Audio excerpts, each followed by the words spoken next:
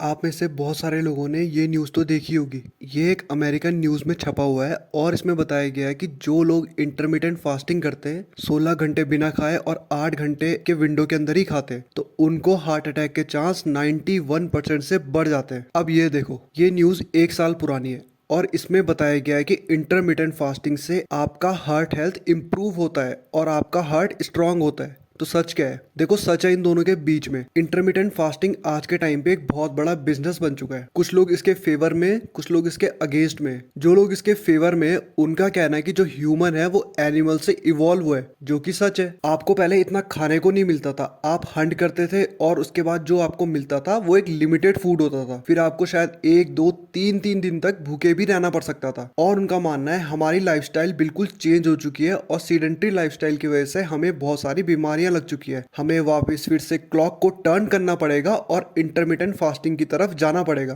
जो लोग इसके अगेंस्ट है वो ये कहते हैं आप इतनी जल्दी अगर अपनी डाइट चेंज करेंगे और आप अपनी लाइफस्टाइल को सडनली बिल्कुल 360 डिग्री चेंज करके एंशिएंट टाइम पे ले जाएंगे तो आपको बहुत सारी डिजीजेस हो सकती है। ये आपको फायदा तो नहीं पहुंचाएगा पर नुकसान जरूर कर सकता है। तो ये भी बिल्कुल सही है। अब इस आर्टिकल पे आते हैं जो कह रहा है आपको हार्ट अटैक के चांस 91% से बढ़ सकते हैं। तो इसका मतलब इंडिया में तो सारे लोगों को हार्ट अटैक आना चाहिए। इंटरमिटेंट फास्टिंग यूरोप में एक नया कॉन्सेप्ट हो सकता है पर इंडिया में ये बहुत ही सदियों से परफॉर्म किया जा रहा है। चाहे हिंदूज का नवरात्रि और श्राद्ध हो या मुस्लिम का रमादान, दोनों ही फास्टिंग करते हैं। तो इंडिया में तो हर दूसरे आदमी को हार्ट अटैक से मर जाना चाहिए, पर ये तो नहीं हो रहा है ना। और जो ये स्टडी कंडक्ट करी गई है इसमें रिसर्चर भी कहते हैं ये कोई एक पत्थर की लकीर नहीं है, इसको आपको मानना ही मानना है। इस पे और ज्यादा फर्दर स्टडीज की जरूरत है। यहाँ पे 20,000 अमेरिकन यूथ को लिया गया। इसमें उन सबका लाइफस्टाइल डिफरेंट था, ईटिंग पैटर्न डिफरेंट था और उस 8 आवर की विंडो में वो कुछ भी अलग अलग खा रहे थे, कोई सेम नहीं था। तो इससे कंक्लूजन क्या बैठता है? अगर आप इंटरमिटेंट फास्टिंग काफी टाइम से परफॉर्म कर रहे हो और आपको ये बेनिफिशियल है तो आप इसको कंटिन्यू कर सकते हैं। ऐसा कोई भी अभी सॉलिड प्रूफ नहीं है कि इससे आपको हार्ट अटैक आ जाएगा। और अगर आपकी लाइफस्टाइल बिल्कुल सीडेंट्री है और आप बाहर का जंक बहुत ज्यादा कंज्यूम करते हो तो आपको तुरंत इंटरमिटेंट फास्टिंग पे नहीं आना है। अगर आप अपनी बॉडी को शॉक करोगे तो इसके बिल्कुल सीवियर इम्प्लीकेशन होंगे।